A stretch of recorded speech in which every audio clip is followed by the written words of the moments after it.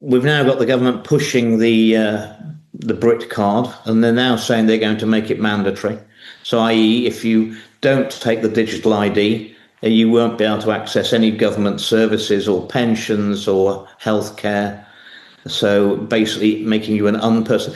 Doesn't this sound like the way that the unvaccinated were treated during the pandemic, where you're isolated from society if you don't play along? And I just keep telling people that if you say yes to digital ID, the problem is you'll never be able to say no to the government ever again. And you can't trust our governments at the moment. They're not working in our interest. So the last thing I would trust them with is having that sort of control. We will become in a worse situation for monitoring with the digital ID than prisoners on remand who've got electronic tag on their leg. They'll have more monitoring of us than they've currently got of convicted prisoners who are out on licence. And that'll be everyone forever. And the next generation of children, they will never know if we don't fight back now, they'll never know the freedoms that they've lost or could have had, because they'll never have them. That is a visceral example. So tell people more why it's going to be like that. Is that because we carry our phones everywhere, because we have to check in everywhere? How does dig down into that statement? It's worse than a prisoner with an ankle bracelet on.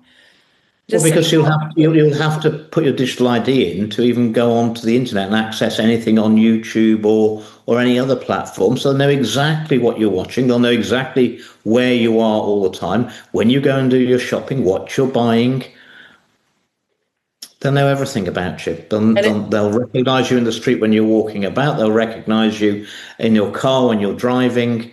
They'll know where you are. They'll know what your habits are. They'll know. And if you think that the politicians we've got will not sell all this data on you anyway, in which case, I mean, that's what they're collecting the data for, A, to monitor you, but B, to use that data to predict exactly what you're going to do. What did Klaus Schwab say? We won't need elections in the future. We'll be able to predict how people are going to vote, so we don't need to have the election. We'll just tell you that's what people are thinking. It truly is an open-air concentration camp, Andrew.